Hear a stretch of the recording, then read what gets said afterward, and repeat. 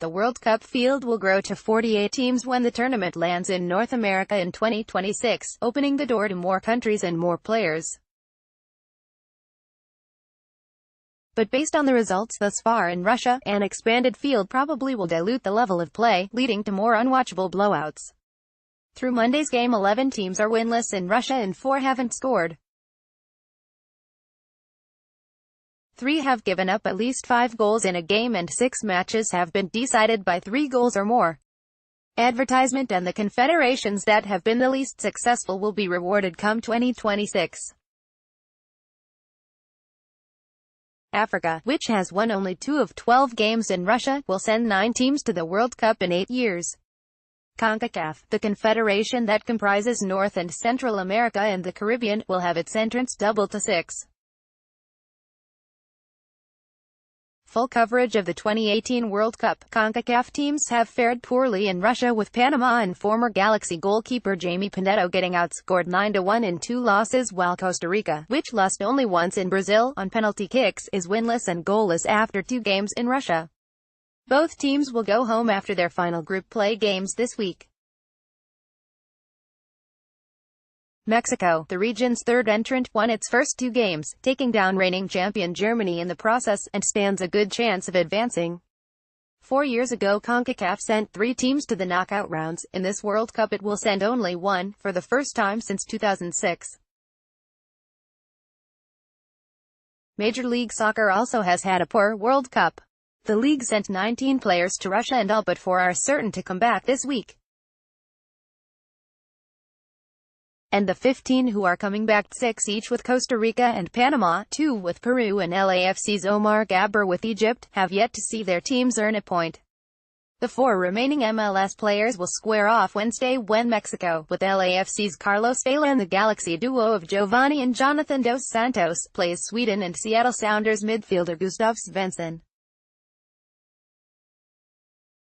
Records and regression in TV ratings. World Cup Mexico goal is to win group, not just qualify for next round, by Kevin Baxter, June 25, 2018, 4:35 p.m. The absence of a U.S.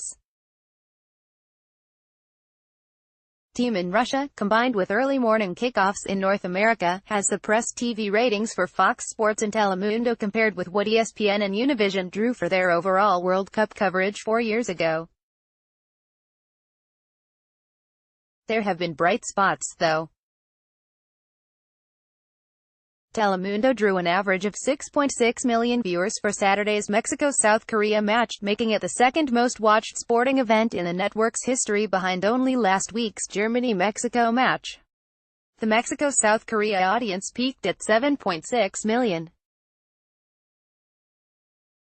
But Telemundo's average TV audience of 2 million through the first 10 match days is down from Univision's 3.5 million for the entire tournament in Brazil.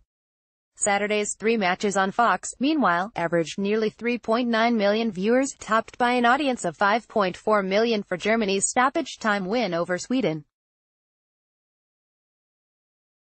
Viewership for that match peaked at more than 6.7 million, making it the most-watched World Cup group stage match not involving a U.S. team since at least 1990.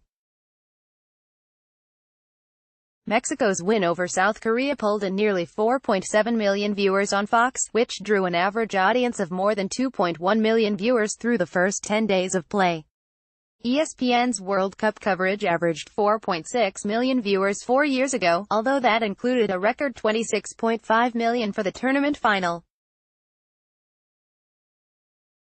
Swiss trio find advertisement analysis. Argentina's lack of talent and philosophy are making it nearly impossible for Lionel Messi to succeed. By Dylan Hernandez, June 24, 2018, 8 p.m. FIFA has fined 3 Swiss players for making hand gestures of an Albanian national symbol while celebrating goals against Serbia. Granit Xhaka and Xherdan Shaqiri received warnings and fines of 10,000 Swiss francs $10,100 for unsporting behavior in a judgment Monday by FIFA's disciplinary panel. Switzerland captain Stefan Lichtsteiner was warned and fined 5,000 Swiss francs $5,050. Xhaka and Shaqiri have ethnic Albanian heritage linked to Kosovo, a former Serbian province that declared independence in 2008. Serbia doesn't recognize that independence. Egypt keeper oldest to play in World Cup. Egypt goalkeeper Issam El Hadary took the field for his team's final group match Monday to become, at 45, the oldest player to appear in a World Cup. And though he saved one penalty shot, he couldn't stop Saudi Arabia from winning 2-1 in a game matching teams that had already been eliminated. "I want to thank my teammates," El Hadary said. "It was a great honor for me to play." The Associated Press contributed to this report.